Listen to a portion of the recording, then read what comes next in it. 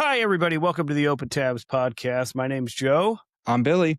And tonight is Monday, May the 11th. Welcome to Monday. We are Welcome to going Monday. to, yeah, it's a Monday. Somebody's got a case of the Mondays.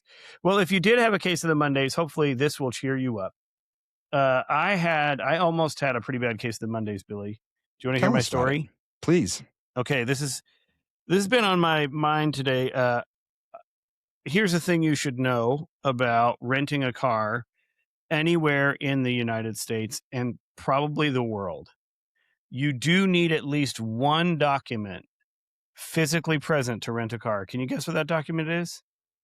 Maybe could it be your driver's license? It is, in fact, your driver's license. It does not matter if your driver's license is on your phone. It does not matter if it is on your rental car company profile. It does not matter if you rented a car last week and you're back this week.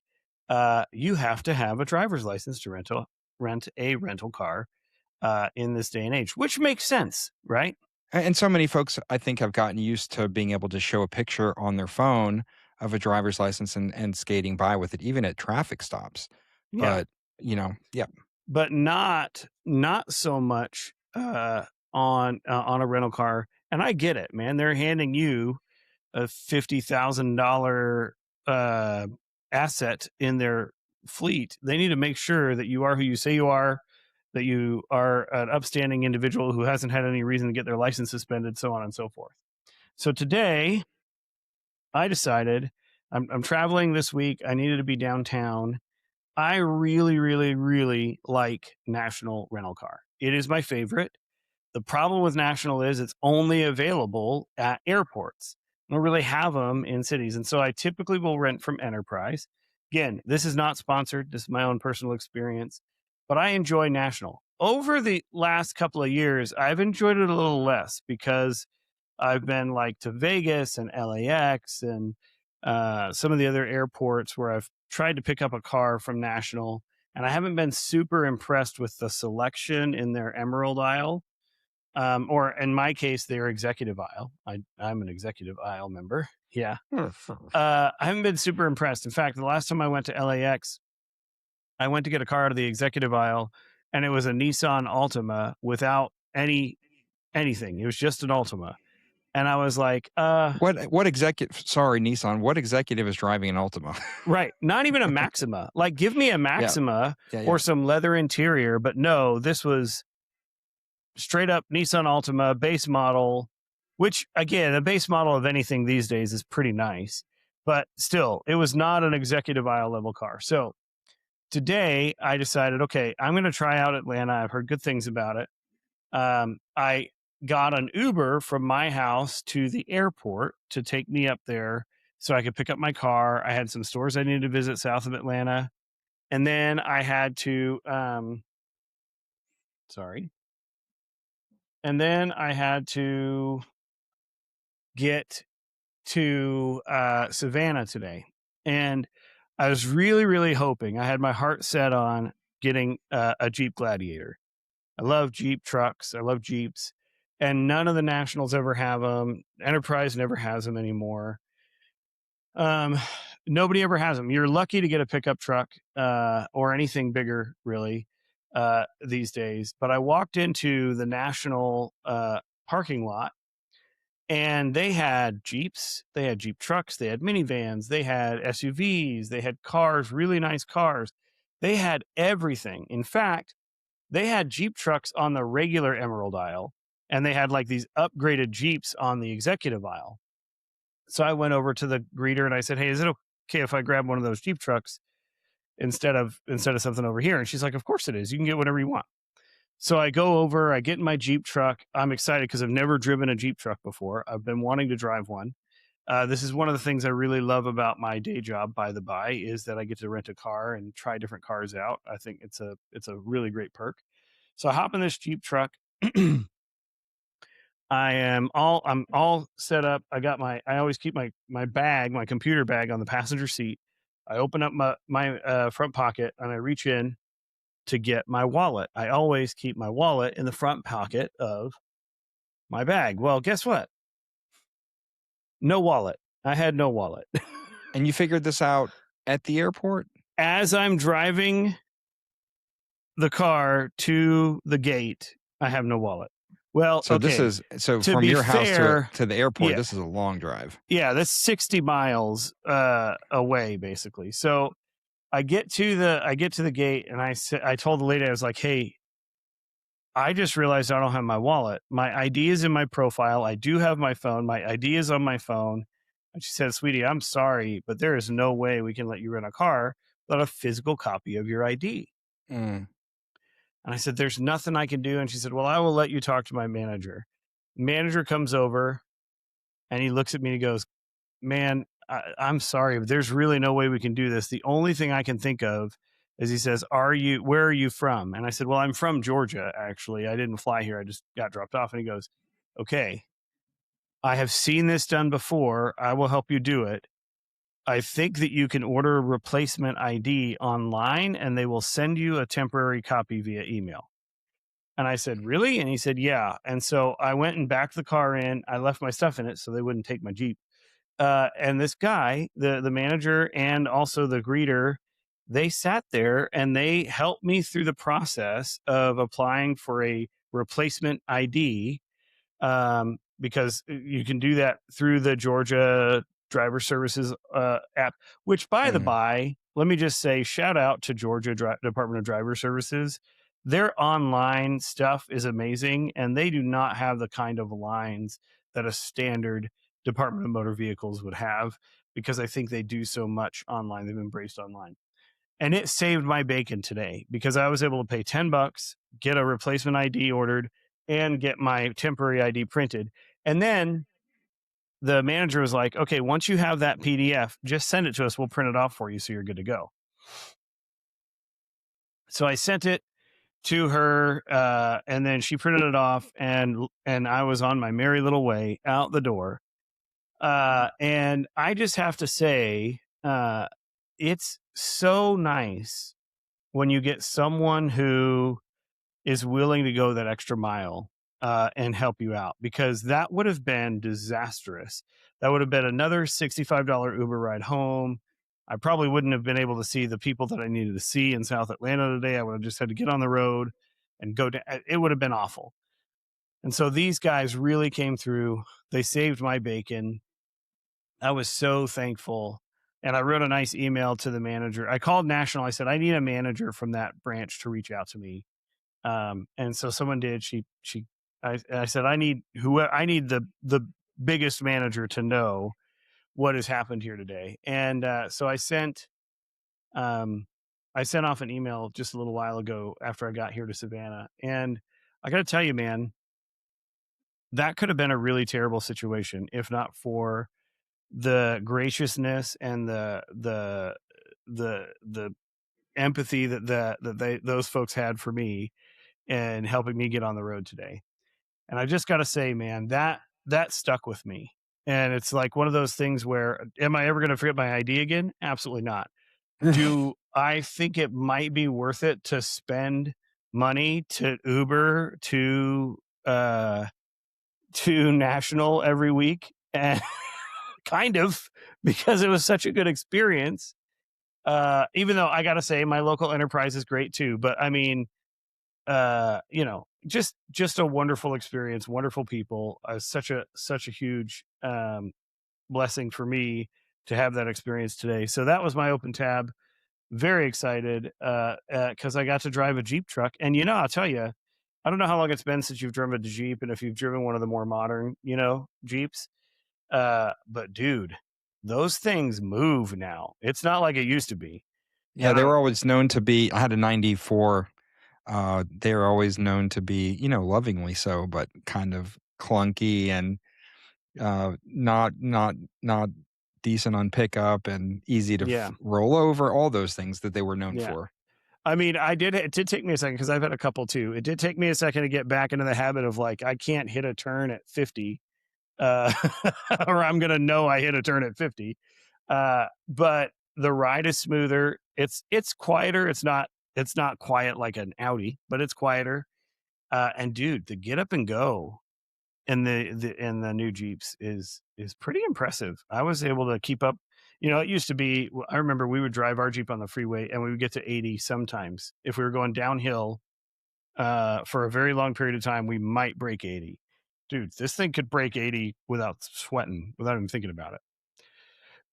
So Wow. So good good experience. on you for going out of your way to see that they were recognized, and good on National for going above and beyond.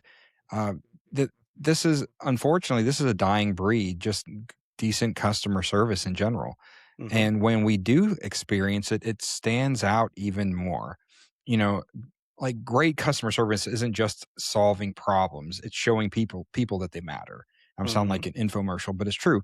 Most customers, they don't remember the details of the interactions, but they remember how they feel or how they felt Mm. when someone genuinely listened or cared or stayed committed to helping them like they did for you today.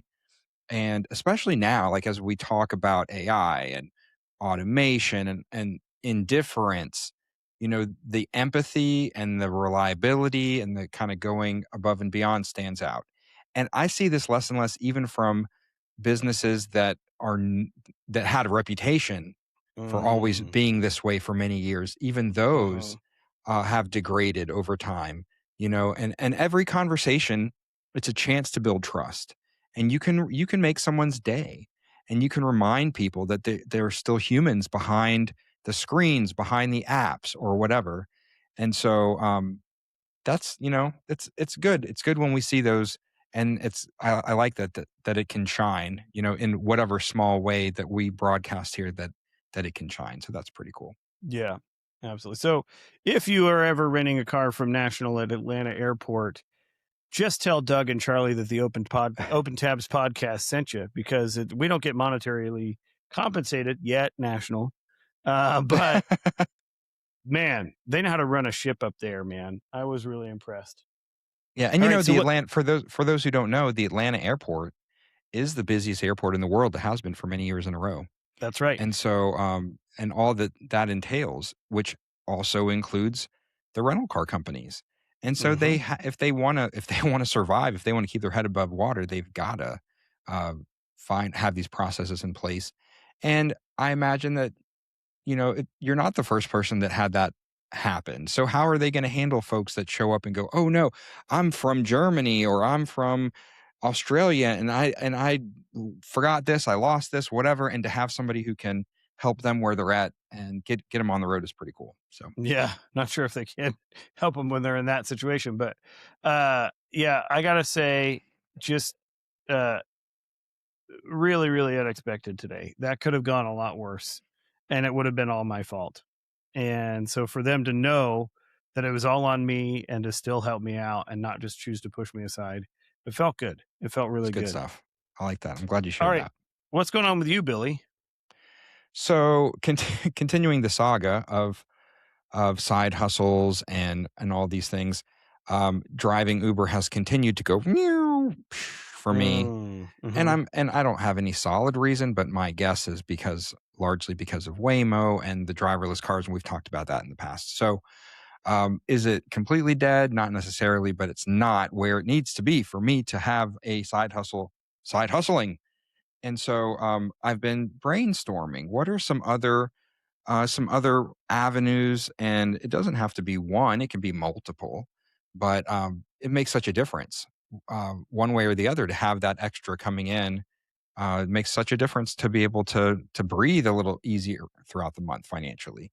Mm-hmm. And Mm-hmm. so, one that I'm exploring, fresh off the press, is looking into doing some voiceovers or some voice acting for audiobooks. And part of that is because I bought this fancy microphone for the Open Tabs podcast. Why not use it for something else, perhaps? So I have no clue what I'm doing, but I can read, sorta. I can read kind of good. So I went online and I made a profile and I started doing these auditions where they just give a script for an audiobook, and I record myself reading the script and then I send it in. And then I guess if they like it, if they like me, then maybe they'll reach out. It's only been a few days. I did a dozen um, of Wow. these, where I just nothing fancy, just wants to record, a 2 minute, 3 minute script and send it in to I whoever the author is, and then I don't know if it's a long shot or if it's worth it. The rate of pay is done per finished hour, so that can be a little mm, tricky because it's not per hour of work, it's per finished hour of this right. is ready to go, polished, edited, and all of that. So one finished hour of audiobook might be 3, 4, 5, 6 hours of recording and editing. Yeah. Certainly longer for me because I'm never done it. So I don't know. We'll see if that goes out. If it does, then maybe you'll hear my voice on an audiobook one day. That would be exciting. I think you have a Yeah. good voice for that kind of thing. Uh, Psycho. I think you've got some good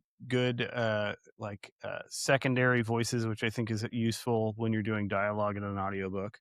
Maybe. Um, Maybe. The ones who are really I imagine the ones who are really getting the good work are the ones who can do characters yeah. and accents.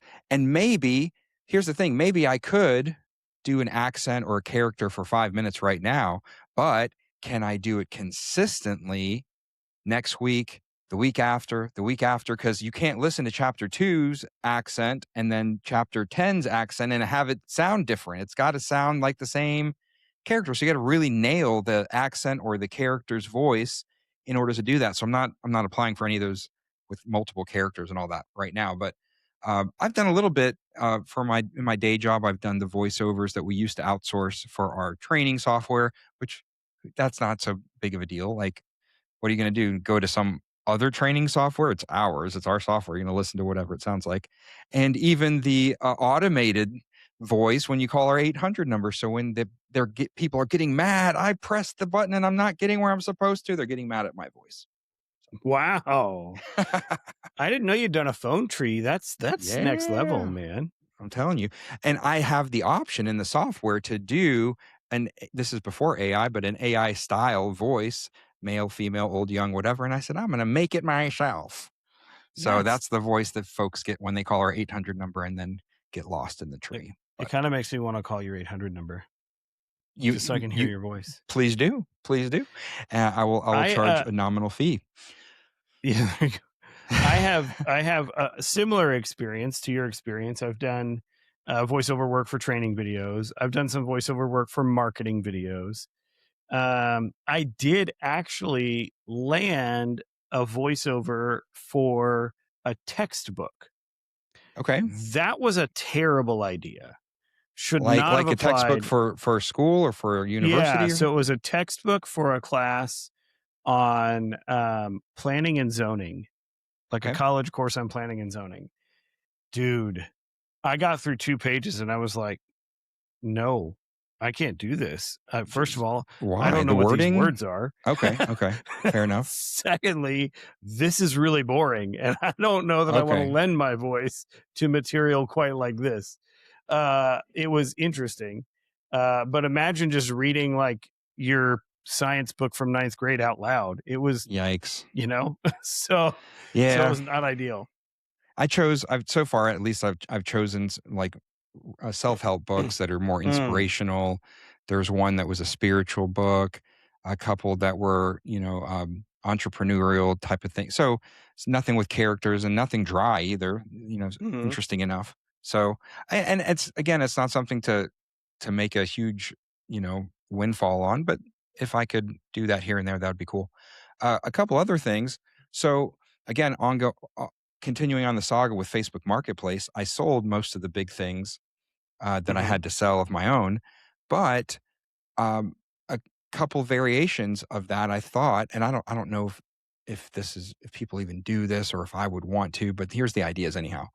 One idea is to somehow advertise for somebody who wants to get rid of their stuff out of a storage unit, like I did Mhm. because they raised the rates, and say, hey, first off, I'll do the move out for a flat rate of whatever, 200, $300. I'll get all your stuff out of your storage unit. Then I'll sell the stuff on Facebook Marketplace and I'll take a cut. a third, whatever the rate is, and I'll do it all. I'll list it. I'll take the pictures. I'll sell it. I'll negotiate whatever.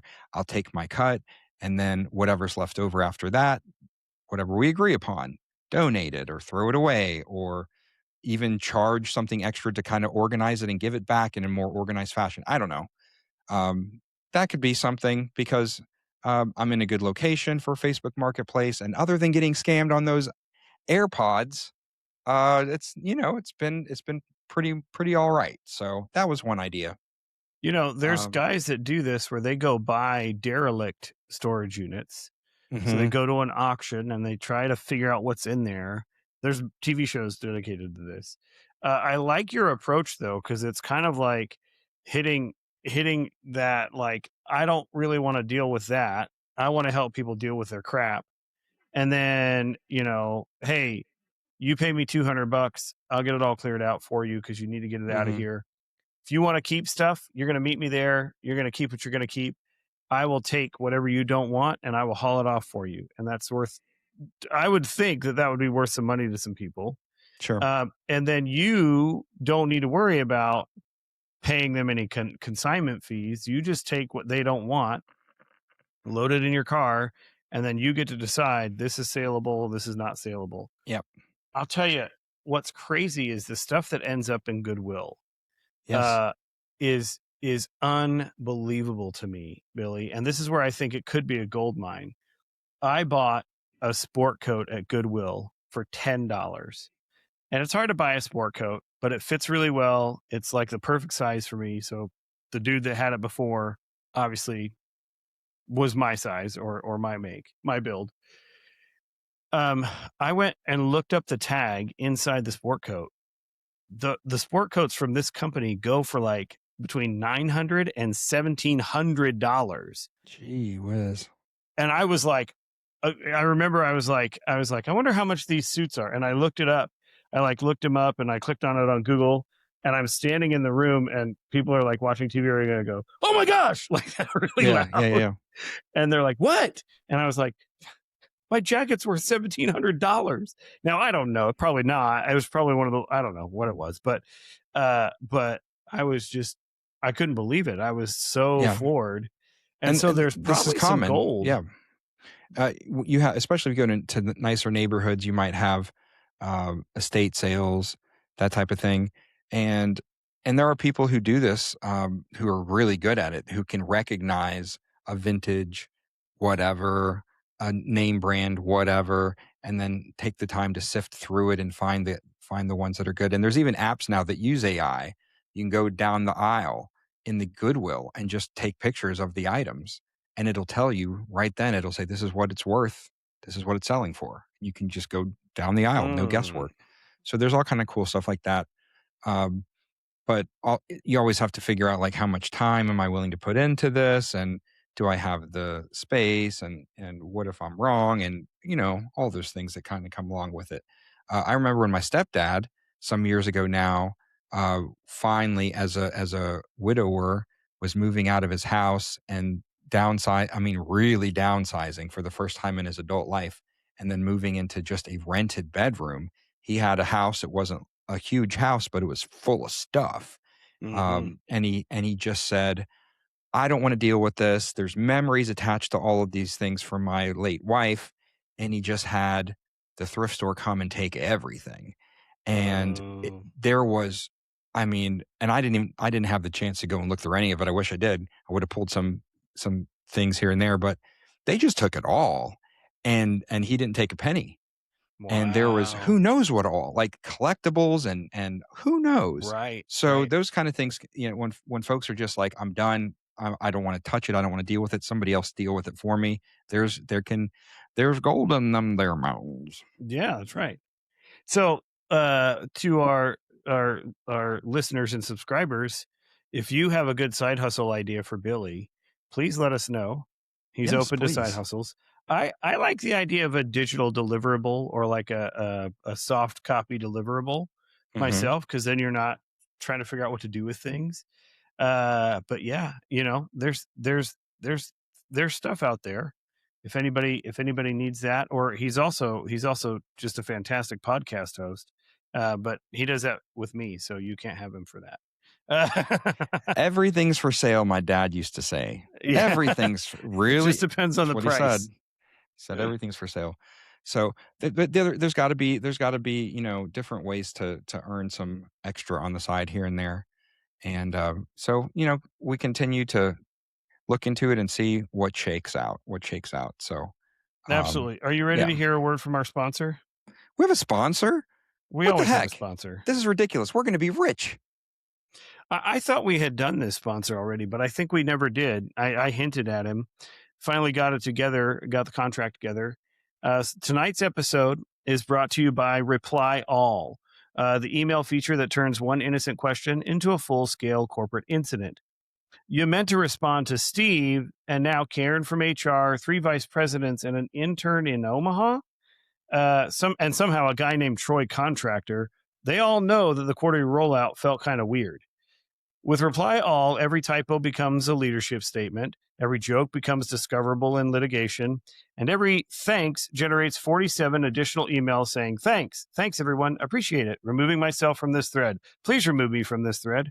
Reply All, because deep down, modern office culture is just performance art with Outlook notifications. Hey, by the way, be on the lookout for Reply All Premium, the AI that scans your message before sending and asks, hey, are you emotionally stable enough to send this at 11:48 p.m.? Reply All, destroying productivity one accidental audience at a time. Man, I love our sponsor.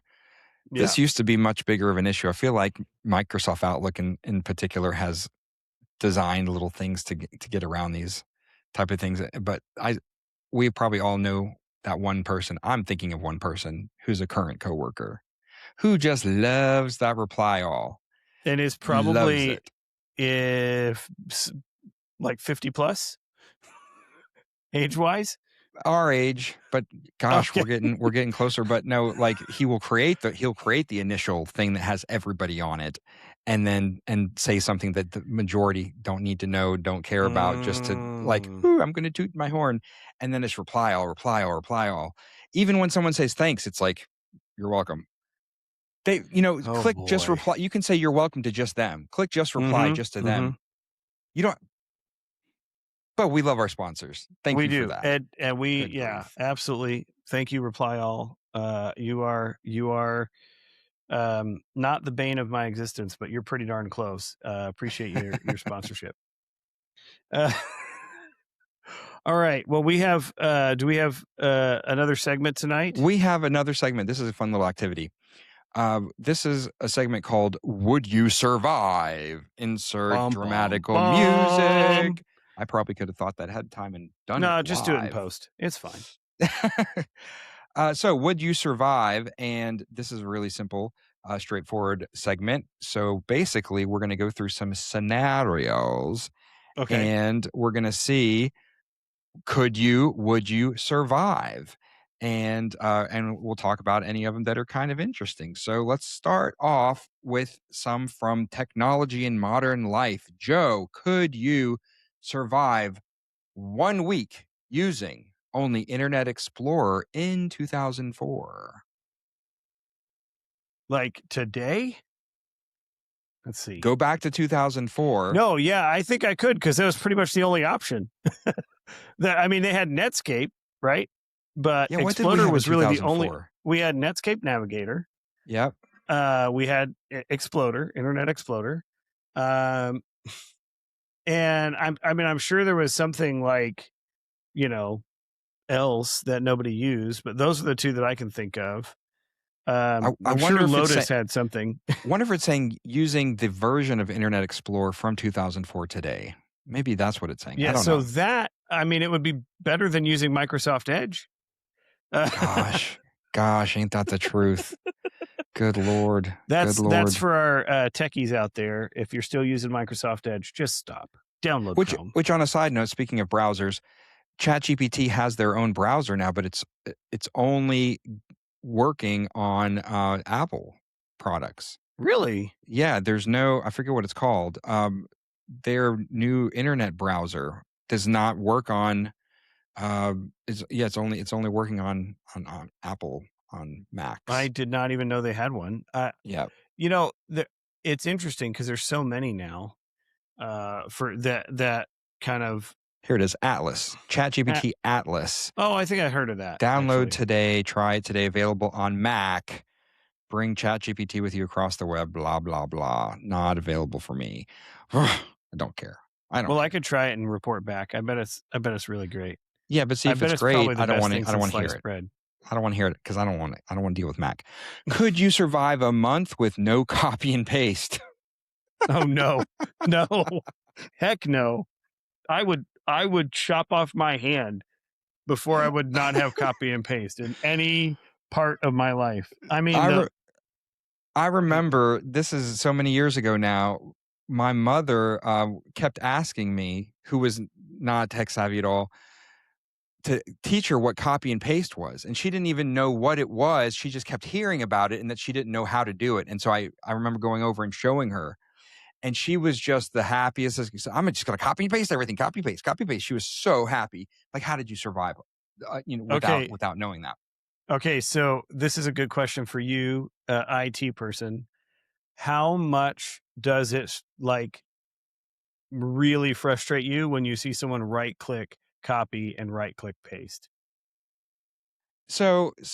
I think it used to bug me more, but then I find myself doing it sometimes because of whatever reasons.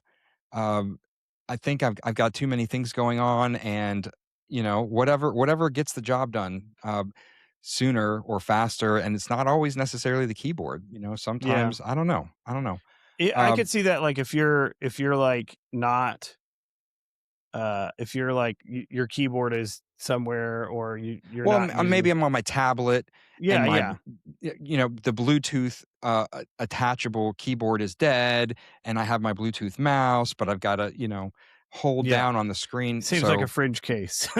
yeah, I mean, Yeah. it should be, but it's not. It's like me all the So, time now. one of the things that I struggle with, because I do live in both worlds, is on a Mac, copy is Command C Mm. and paste is Command V. On a PC, copy is Control C, Control V. And so I am always hitting control. I don't do this on a PC because PCs don't have command. Well, they have Alt, which is kind of anyway. But I'm always hitting Control C and Control V on my Mac to copy and paste, and that does irritate me. Why can't Mac just make? I'm not even 100% sure why Mac has a Control button, other than like if you were dual booting and needed to be in Windows on one side of it. Mm. So I don't know why that Control button is there, and if it's there, why do we need the Command button for copy and paste? Just use the Control button. But So this is a caveat, but I say finally they came to their senses and got rid of their proprietary charging cable, and now everybody's using the USB-C, mhm, right, for mhm. phones and everything else. What else could Apple do to come to their senses and to come to the like leave the dark side and come back to the land of the living? Maybe it's coming back to the Control C, Control V. I don't know. There's Yeah, probably a list of I've things said they're this trying to be before. different. I've said this before. Why the frick can't they make touchscreen laptops? Oh yeah, Like, how yeah. hard is that? I get it. Well, so what they did instead of making a touchscreen laptop, they put an iPad chip in their lowest model laptop, and it's like, Mm. what? Just, just, just put Mac OS on an iPad. It's not that hard. But Maybe they have some. Maybe it's some clever marketing ploy. Maybe they're coming it's out so with you own something. an iPad and a Right. I MacBook, mean, I'm yeah, sure. yeah. But I'm How like, about this? dude, just okay. Go ahead. Sorry. Could you could you survive one day with 2% battery and no charger? I mean, I've done this. I just let the phone die and it's good to go. I mean, How is the rest of that day for you? Is it stressful? Is it a relief? oh, that's a good question. I don't know. I've had times where my phone's died, and at first I'm like, "Oh, that sucks," and then it turns out to be like, "Oh, I needed that breath of fresh air." Everybody will have to wait. Uh, I'm saying sometimes I've my battery has died and it's ended up being a blessing in disguise because I Yeah, needed the break and people can just wait, or they'll have to just wait if it's dead. Then you have somebody like my sister. I love picking on her. She lives her life on 2%. Doesn't yeah, matter if she's got every charger and every power outlet and every, well, it doesn't matter. She just lives on 2%, just the way her life is. yeah. And I don't know. It's Mad crazy. respect, doesn't bother me. I could live with my battery on 2%, no problem. I would just put my phone on low power mode, stick it in my pocket, and pretend it doesn't exist. And then once it dies, it dies. How about this? Could you survive on dial up internet speeds? I would just as soon not use the internet. If I Yeah. had to be at like 56K, I'd just be like, I'm gonna go for a hike. It's fine. I don't need it. I'm good. That would be my I'd just do it later. I would just do it later. Yeah, there have been times where the internet's gone down in the office or in the apartment, and then I'm on my mobile hotspot, but it's not dial up. It might as well be, and I'm like, how did we do this before? How did we do this before? Oh, well, it wasn't as complex, right? But Sure. here's what you think about. Remember how prevalent this is going to get a little technical for those of you that aren't technical. I apologize. Remember how prevalent Adobe Flash was, though, Yep. and like dial up and Adobe Flash. Like, please kill me now. Like, it Yep. was never fun. Yep. That's true. Now this one might kind of hit close to home with our podcast. Could you survive, Joe, without having the ability to have multiple tabs open in your browser? No. Can you Again, imagine? who cares? We don't even need the internet at that point. Right. I Right. mean, what's the internet for if you can't have multiple tabs? Well, here's what's Right. crazy. It's not like that's been around forever. What, maybe 15 years that we've had Yeah. tabbed browsing in Chrome. Thank you, Google. I think Google's the one that started that. But yeah, tabbed browsing, maybe 15. Yeah, maybe 15 years, maybe 8. No, it's got to be at least 15. And that's not my whole life. It's close to half my life. Yeah, no, it just isn't worth using the internet if I have to use one tab at a time. Browser tab. I'm reading this. Browser tabs have been around for about 25 to 28 years, depending on what you count as the first true tabbed browser. The modern idea is usually traced to 1998 with Simul Browse, while Opera had tab-like multiple document browsing features by 2000, and Firefox popularized tabs in Oh, it was 2002. Firefox. That's right. Wow, that goes back a ways. Goes back a ways. But can you just imagine having a notepad and just I can't. I'm just No, frustrated even thinking about it. no, it makes my head hurt. Man. How about we're moving a little different of a category? Uh, could you survive working at a mall during Christmas season? I have worked at a mall during Christmas season, Billy. Oh, I worked for a seasonal Brookstone store in one of the busiest malls in Southern California, South I Coast remember Plaza. Brookstone. That's like all the cool gadgets, right? Yeah. So South Coast Plaza had a big Brookstone in their main mall. And then when they expanded, they had another complex across a street called Bear Plaza. And we rented out a smaller area and made a seasonal Brookstone store. And the seasonal Brookstone store just basically had all the old crap from years past that nobody wanted or that didn't sell out. They just stuck them in Mm. those seasonal stores and it was like a discount thing. And it was, dude, I worked from the day after Thanksgiving until New Year's Day, 10 hours a day straight because I was the manager of the Woo! store. And it was awful. It was awful. I had no days off. Mm. None. I had one day that I tried to take off and the whole thing melted down. Somebody didn't show up. I ended up having to drive into work. It was just I think that was the day I ended up having to fire somebody. Like it was it was like Oh the my worst gosh. ever. Uh, it was not a fun day. And then they're like, "Would you like to come work full time at the big Brookstone store?" And I was like, "No, man. No, I'm good. I had my Got my fill. fill. I'm Yep, yep, solid. yep, yep. I'm gonna go work on computers somewhere." I can't think of how many years it's been since I've been at a busy mall during the Christmas season because I do everything online. Yeah. Is it still just as busy? Is it and just I as can't hectic? imagine. No, no. I mean, malls are kind of ghost towns now, man. Even Wow. even Mall of Georgia, you know, the big mall Mhm. in Duluth or wherever it is. Yeah. It's kind of a ghost town. I would say it gets crowded. It gets more crowded towards the holidays for sure. But I mean, I don't even know. I think it's probably more crowded when people brings crap back. You know what I mean? Yeah. Yeah. Like that's probably when Which it's is bad. it's strange, this used to be the place to go when we were younger and hang out and walk around. It still is in other countries. I remember in the Philippines, I don't know if this is still the case, but out of the top 10 largest malls in the whole world, they had like 7 of the 10 in the Philippines.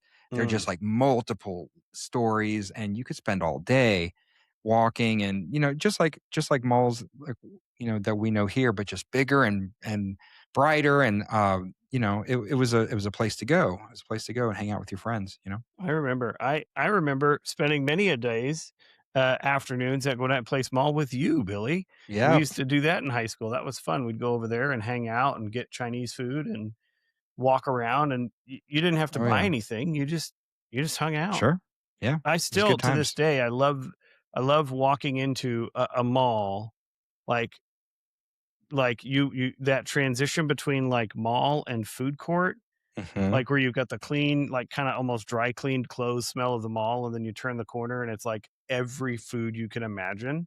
Right. It's a Yep. beautiful thing. And there are going to be kids who don't know that. Like in 10 more What a shame. years, kids are not going to know what that's like. What a shame. Not on my watch. Joe, could you survive being the only IT person at a nursing home? Oh, maybe in 10 more years, I could probably handle it. Now, not so much. I think it would depend on where the nursing home is, who the residents are. Like my You can't mom make all is, these qualifiers. You just yeah. got to tell us. If everybody's like my mom, I could totally handle it. Because my mom's still pretty good with technology. If everybody was like, I don't know, my grandparents, Mm, no, couldn't do it. man, that's a tough one. That's a tough one. Um, how about this? Could you survive attending a wedding where you know literally nobody? Maybe that's a hard one. What's your in that instance? What's your approach? Do you just hug the wall and wait for the thing to be over, or do Why am you I do you at a embrace wedding where it? I And don't know anybody? well, Am I crashing? Because then at no, least I would have you with you me. had an invite. Maybe you know the bride or the groom, but other than that, zero. Oh, You're not with a plus one. You don't know any friends or family on either side. You had 30 seconds to say congratulations to the groom, and that's it. You're by yourself for the whole wedding reception and the whole party afterwards. I don't know if I would want to do that. That sounds really It's awful. tough, right? Yeah. Even if the grub is good. I mean, I might go for the free food. Or like, I don't know, like I would think that if I was at a wedding like that, something it was obligatory. You know what I mean? Mm-hmm. Like maybe a coworker got married and I was the only one they invited and my wife couldn't join me or something. You know what I mean? But also Mm-hmm. too, I think I would have a hard time putting like someone I loved in that situation with me. Like, I wouldn't want to take my wife to a situation like that because she would hate it. Well, then if you have each other, Yeah, but she would still hate that. Like, I mean, oh, you know what I mean? Like, it would just be us sitting at a table by mm-hmm. ourselves. That's not Well, fun. and I guess some folks, some personality types would uh, make Strike up a friends and conversation. strike up with other folks. Yeah, I guess that's the whole thing. I think you and I are both wired to be introverts, not shy, but wired to be introverts where well, the whole idea is how do you recharge your internal Yeah, batteries? it would Uh, take a lot out of us. yeah, yeah. Could you survive just one shift at an understaffed Starbucks? Hmm. Uh, I have survived multiple shifts at an understaffed Starbucks in my days. I worked for Starbucks for about 9 months in my early 20s, and I Was that in remember. Georgia? No, this is in California. Okay, When okay. I moved out to California and I didn't come home for a while, part of my one of my jobs was working at a Starbucks for about 9 months, and I was on the manager track, so I was a shift supervisor. And this is a very very crowded Starbucks because it was on a road that like led to the 5 freeway in Southern California. So everybody would come through and hit that Starbucks on their way out to the freeway. Hmm. So from I want to say like 5 when we opened to 7:30, it was supposed to be 2 people and a shift lead, but there were very frequently days where it was me and one other person opening.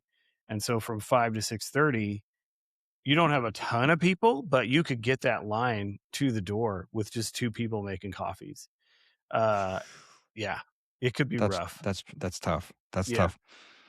Let me ask you this. So put your day job on hold for a whole year. Could you survive an entire year as just your full-time job as being a wedding DJ?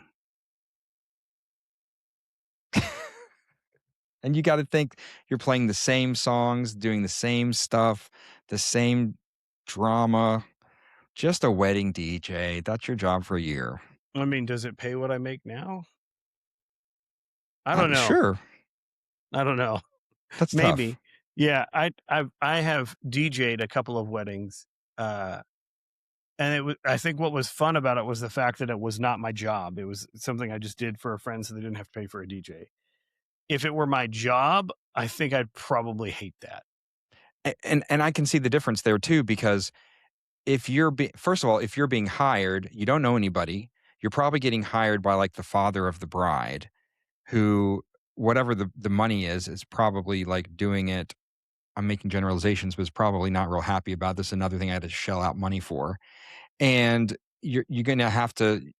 You are at his bid and call to Mhm. play whatever songs. This is my daughter's day. You're going to have to Mhm. whatever. And if it's open bar, people are intoxicated. It goes late, whatever, and of all the people, and again, generalizations, who have set out to be some type of a DJ or in that genre, whether it's a hobbyist or whether it's a career or what they want to go to concerts, they want to do these bigger events, they want to go to clubs, they want to be the next headliner, and they're making ends meet by being a wedding DJ. That doesn't have the glory in it, but they're doing it because they got to do what you got to do. Man, that's got to be a tough gig to Yeah. do for And any amount of time. and you could probably never get it right. 'Cause you're Yeah, gonna piss people off. You know what I mean? Somebody's gonna be mad at you for playing something or mispronouncing a name or saying something incorrectly.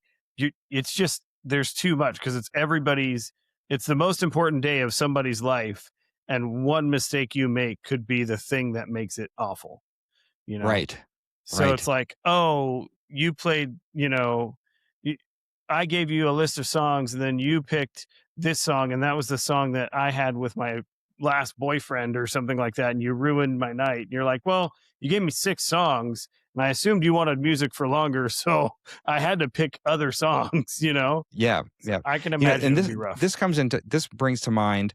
I don't know if I told you this. My many ventures that never worked out. I tried to some degree to get a contract working on a cruise ship at one time. Can you Really? imagine? Yeah. Can you imagine working on a cruise ship and just the repetitive nature of it? If you're on a 6, 8, 10 month contract, and let's say you're doing 7-day cruises, you don't have a full day off. So Right. let's say it's Sunday to Sunday. So Sunday is your flip day, and so long. And then you get the new crowd and you just repeat everything. Your Yeah. programming, your food, the menus is on repeat on a 7-day cycle.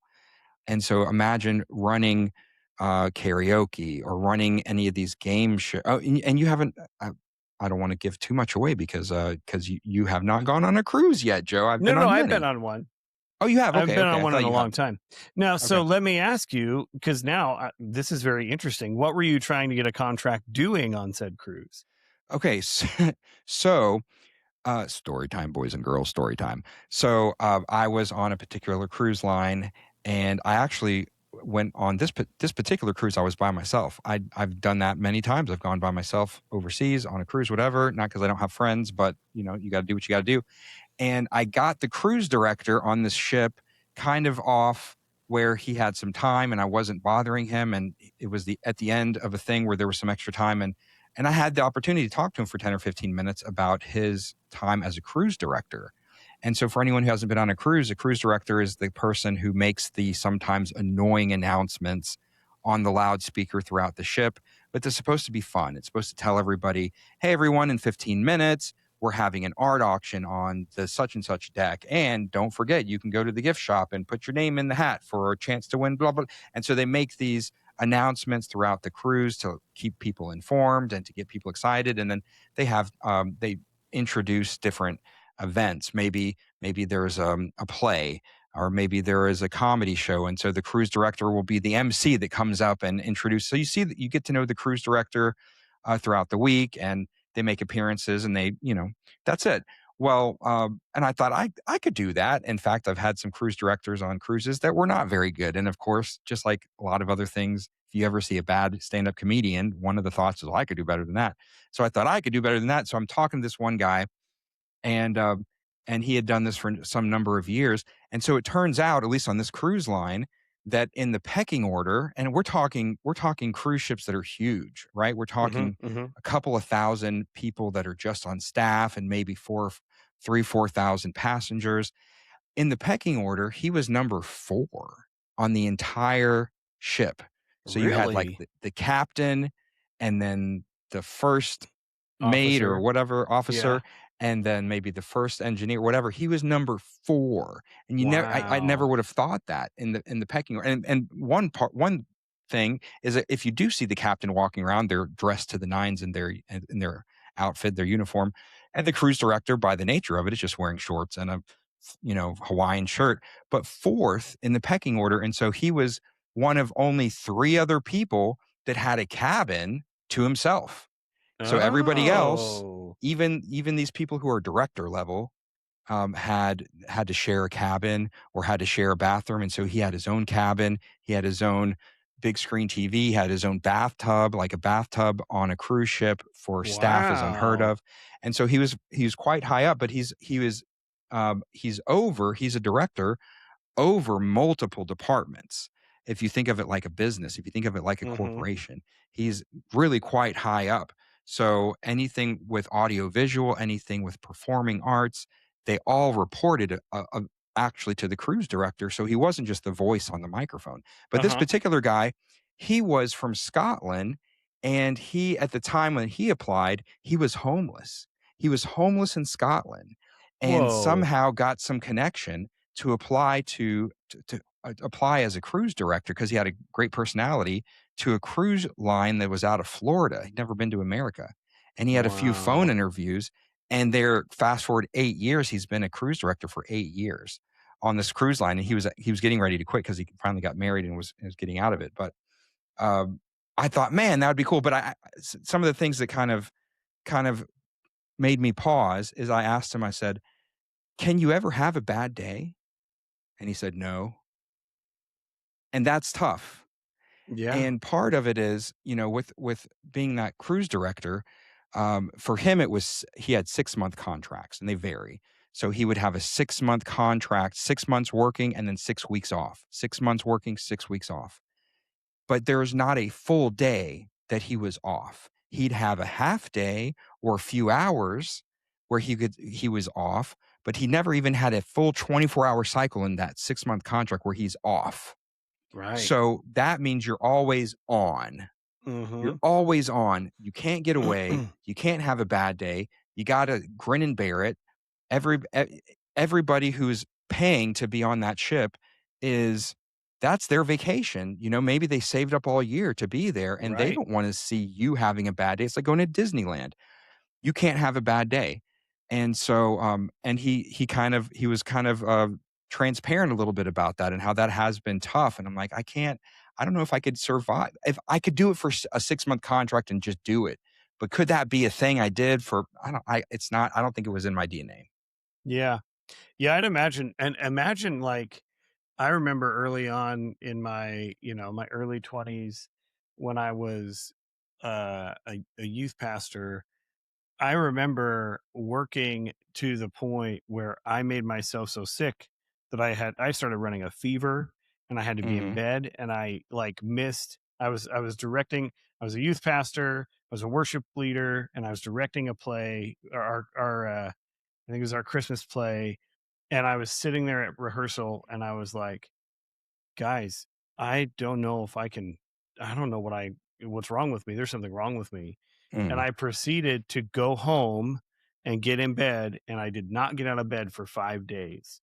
I missed Oof. the play entirely. I had just worked myself to the point where I could not even get out of bed. I was so fatigued. And I remember thinking, like, you can't do that for a sustained period of time. You can't just be on Yep. 24/7 for a sustained period of time. It's not good. It's not healthy. Your body will tell you you have to stop. So I can imagine being a cruise director, that would be really difficult.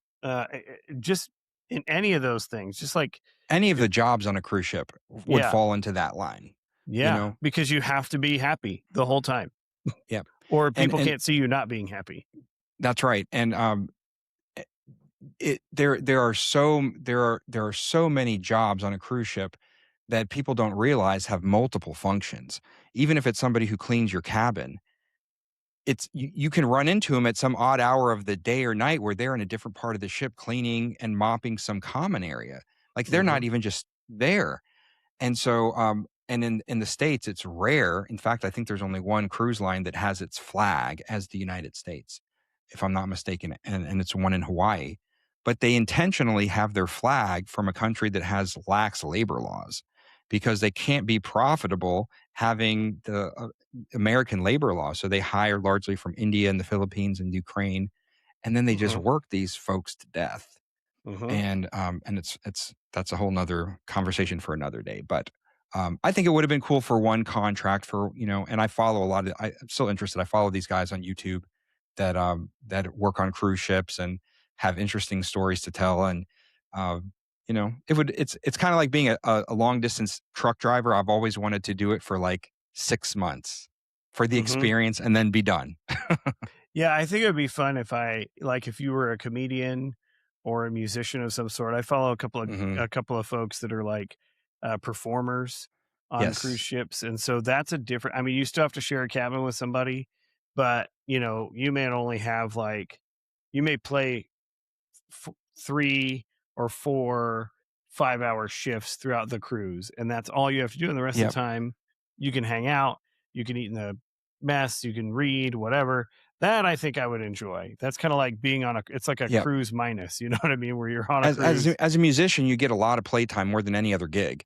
Yeah. If you're more of the lounge style that you're with the guitar and you're in common areas doing cover songs, you're going to get a lot of practice. Or if you're more of a like a backup musician in the that's doing the plays, like you're playing the saxophone as part of an ensemble, still you're going to get 3-4 hours a day of playtime. And but even then, there's no real job security. There's folks that Hmm. they might get a contract renewed for years and then suddenly they don't, Yeah. and that's it. Yeah. So Be a fun retirement gig, maybe, or a single gig, I guess. yeah, yeah. All right, guys. Well, I think that about covers tonight. It has been a pleasure. It has been fantastic hanging out. If you guys have any suggestions for Billy's side hustles, then definitely hit us up. OpenTabsPC.com. Leave a Hit us comment on up in YouTube. general. We'd love to Yeah, hear from you. anything you Direct want to tell message, us. comment, whatever. Yeah, Critiques. you can find us But on be YouTube. nice. Yeah, you can find us on YouTube. You can find us on Apple Podcasts, Audible, all those different places that have. Well, maybe not Audible, but all those places that have podcasts on them. And we'd love to hear from you. Thanks so much, Absolutely. everybody. All right, guys. Have a good one. Adios.